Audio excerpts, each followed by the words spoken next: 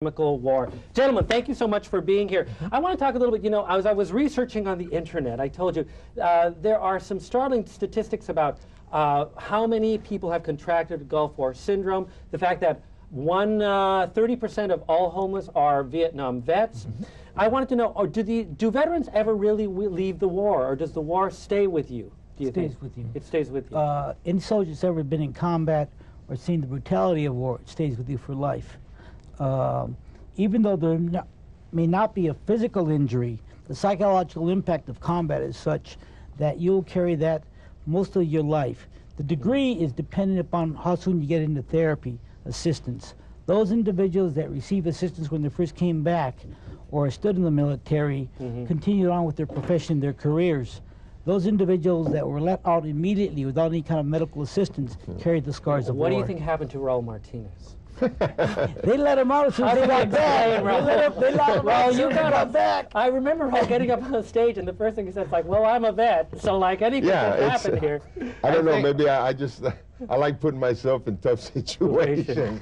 I think, however, you can't cast it in the frame that all veterans need medical help, etc. I think it depends on the family support group, the community support group that they have, and when the period in which they served. Because during World War II and the Korean War, you had people who were going by ship and returning by ship. And so they had almost like divers.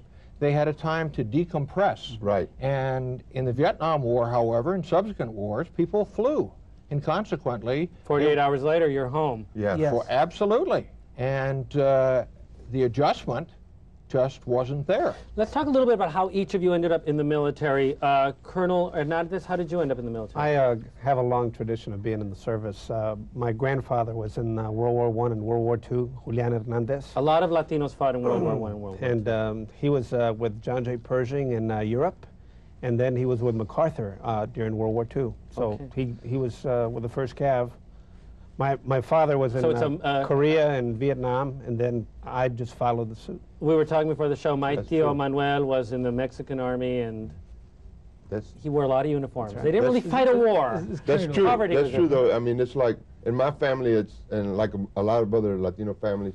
You have a family, Raul? Yeah, I actually do. Okay. They're not in show business. Okay. They're all saved. And they talk to you, Raul?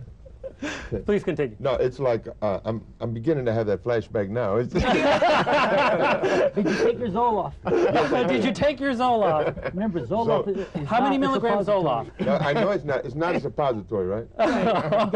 No wonder I'm still depressed, but I'm regular. Okay. Raul will be insane for the rest of his life. You've been swell. More neuroses to come. Like Colonel Hernandez was saying, it's pretty much.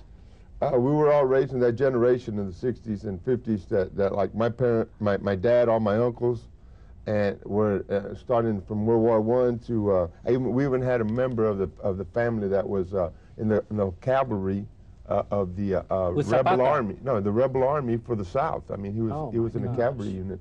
But I'm just saying it's a traditional thing and a thing of pride that there's no questions asked. If there's something going on, it's your time to go. Ruben, how did you end up with that My cap? family has a long tradition of being drafted. And we hear the bell, we go running. That's the one thing about Latinos. No, it's true. Well, Colonel Smith, please tell us how you ended up in. I'm 5th generation. The original was my God, it's genetic in this room.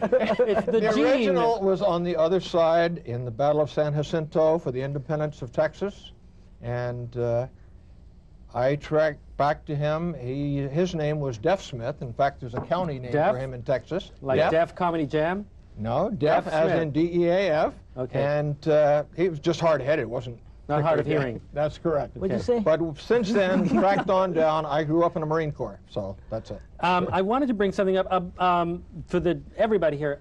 Not just yourself, because I'm going to ask about racism in the military. You know, you hear about how in World War II, Latinos were very decorated for the first time, but in prior wars, they were overlooked.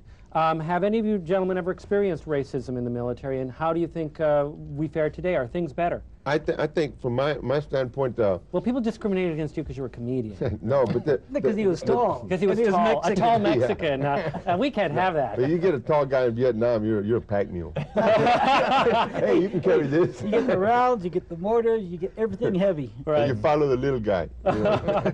No, but I was going to say that the only term of racism that I realized in the military, because it was there, but it was subtle, it wasn't direct, because let's face it, once you're in the military, you have to follow orders and follow everything the right way, because if not, they're not going to tolerate it. So that's pretty much understood. What are they going to do, kick you out? Exactly. Okay, but the thing about it is, excuse me, GI Forum guy. Following orders. No, the point I want to make real quick is that the only racism that I think was really strong was the fact that during Vietnam, all the Latinos that served in Vietnam were classified when they came in the military as Caucasian. Oh, really? Yeah. So it's never been able to get an accurate count, from what I understand, of the number of real casualties we've had. Supposedly we had 30% of the casualties. Yeah, but that's a ballpark Latino. figure. So you think it was more? Oh yeah, but I mean, I don't think that the military did it that way intentionally. I think it was just done as a matter to just get things organized. Ruben, have you ever suffered any, just because you were short, I imagine people were, yes, okay. Yes. But if you were short and into the holes, into really? the tunnel rats. But that was for anyone. No, but did you suffer any racism, do you feel, because you're a Latino? You don't even look like, I mean, what does a Latino look like? But I wouldn't say you could be Italiano. I could be anything, especially Vietnamese. Right, okay, okay. I speak Vietnamese, North and South. I think the racism was encountered from other GIs, not so much the system or the military. We'll be back with more Cafe California. Tell us about racism, Ro. Well,